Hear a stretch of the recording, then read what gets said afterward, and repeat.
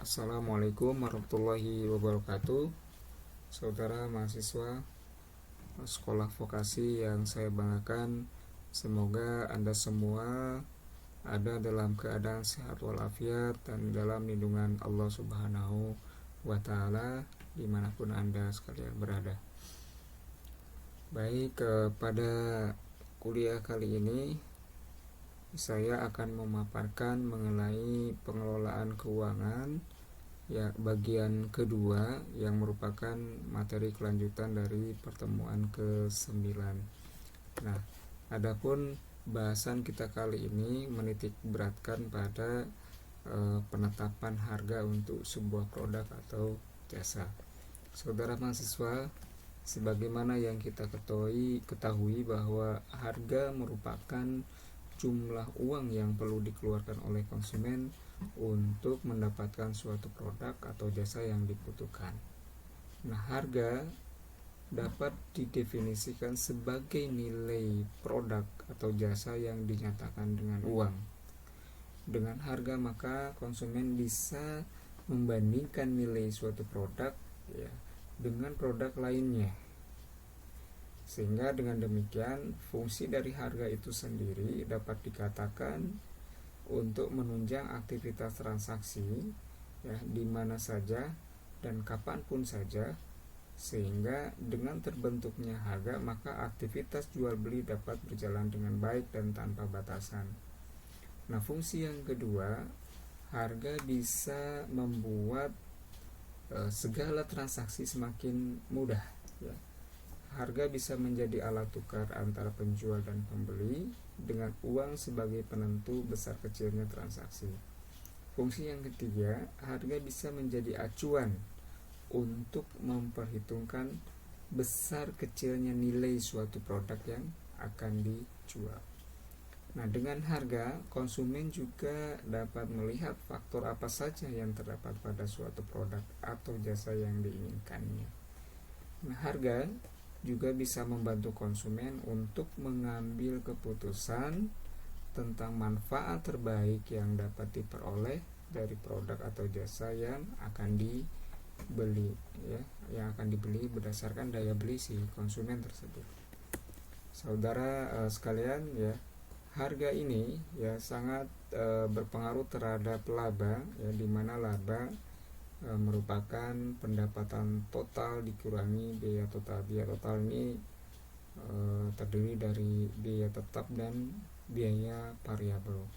Nah, harga ini sebagaimana tadi dikatakan sering digunakan sebagai indikator nilai yang dihubungkan dengan manfaat yang dirasakan oleh konsumen dari suatu produk atau jasa yang mereka gunakan.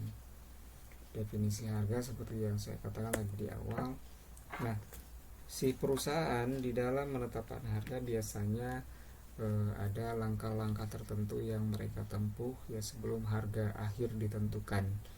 Nah, di sini ya saya tuliskan ada 7 step, ya, atau 7 langkah dalam menentukan kebijakan penetapan harga oleh suatu perusahaan. Yang pertama, memilih tujuan penetapan harga, ya. Nah, tujuan penetapan harga ini bermacam-macam, ya. Ada misalkan yang memaksimalkan penjualan dan penetrasi pasar, ya, ingin mempertahankan kualitas pelayanan, ingin mendapatkan keuntungan yang besar, ya. Semua kembali kepada si perusahaan tersebut. Nanti kita lihat apa saja yang termasuk dalam tujuan penetapan harga. Yang kedua, menentukan permintaan, ya. Jadi si perusahaan di awal, ya, sebelum launching harga dia harus menentukan permintaan. Kenapa demikian? Karena apabila dia menetapkan harga yang tinggi, ya, tentu akan sangat berpeluang permintaan dari konsumen akan rendah, ya. Kenapa demikian? Karena konsumen tentu mereka akan mencari harga yang relatif murah.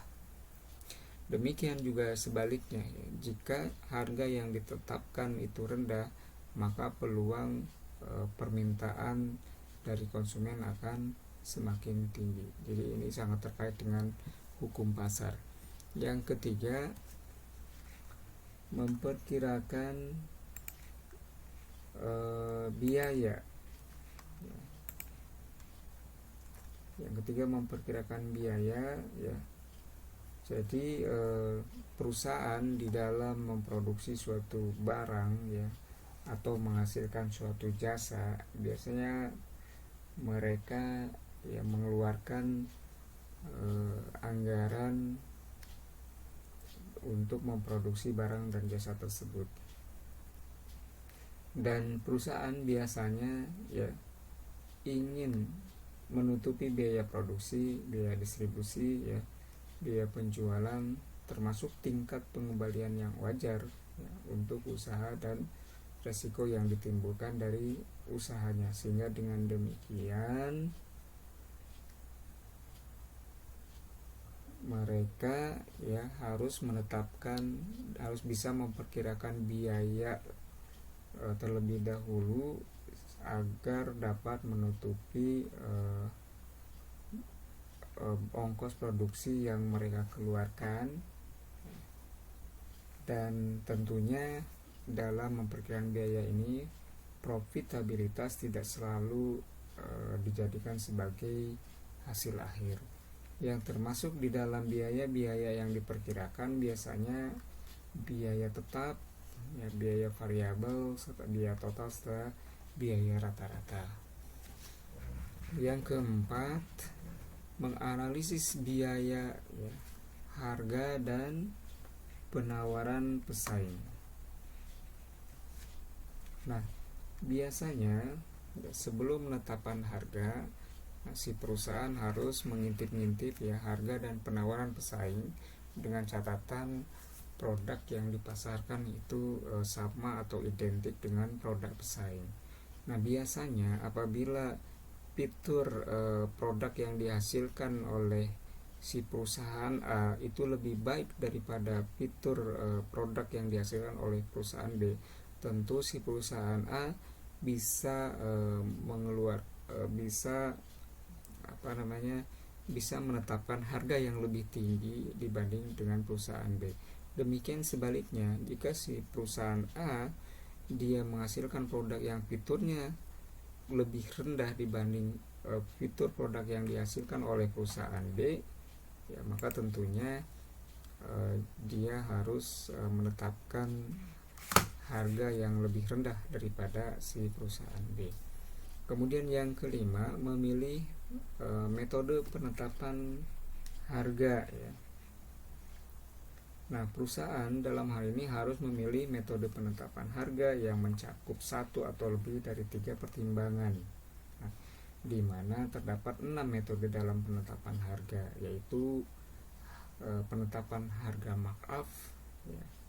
Nanti kita lihat penjelasannya. Penetapan harga nilai, ya. Nanti kita lihat penjelasannya di slide berikutnya yang termasuk ke dalam metode penetapan harga. Yang keenam, memilih harga akhir, ya. Jadi setelah langkah-langkah itu diambil, ya, lalu kemudian si perusahaan harus menetapkan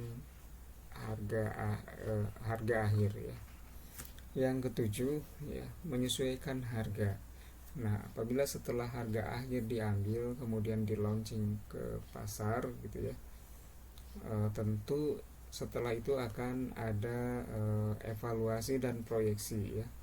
Evaluasi apakah dengan harga yang perusahaan harus mengevaluasi apakah dengan harga yang ditetapkan, ya, oleh perusahaan jika dibandingkan dengan para pesaingnya itu mampu memimpin pasar atau tidak. Kalau misalnya dengan harga yang ditetapkan baik itu lebih tinggi atau lebih rendah dari para pesaingnya, ya, akan menghasilkan volume penjualan yang bagus dan profitabilitas yang baik, ya, tentu si perusahaan dapat melanjutkan harga tersebut. Jika tidak, berarti ada langkah-langkah tertentu yang atau strategi tertentu yang harus diambil oleh perusahaan sehingga dapat mendorong produk itu untuk laku, supaya laku di pasaran.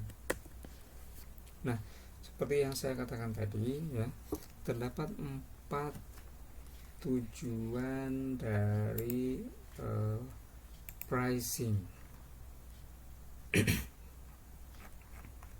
Ya. Yang pertama, ada tujuan perusahaan di dalam menetapkan harga itu ada yang berorientasi pada laba. Jadi dengan menetapkan atau mematok harga produsen ya, sehingga bisa memperkirakan keuntungan yang didapat. Kemudian yang kedua, ada yang berorientasi pada volume. Biasanya untuk tujuan yang kedua ini untuk meraih pangsa pasar. Jadi adanya penetapan harga pada suatu produk atau jasa akan mempengaruhi harga pesaing dari produsen lain. Jadi biasanya mereka yang berorientasi pada volume ini biasanya menjual harga dengan murah gitu ya di awal, hanya untuk supaya bisa dikenal, supaya mendapatkan loyalitas dari konsumen. Yang ketiga, berorientasi pada citra ya. Yang berorientasi pada citra ini biasanya mengedepankan kualitas produk dengan target segmen konsumen tertentu. Biasanya mereka menjual produk dengan harga tinggi hanya ingin supaya mencitrakan bahwa produk yang mereka hasilkan ini merupakan produk yang berkualitas tinggi dan memunculkan suatu kebanggaan kepada konsumen yang menggunakannya. Yang keempat, tujuan stabilitas harga. Jadi dengan adanya penetapan harga pada suatu produk atau jasa bisa menstabilkan harga barang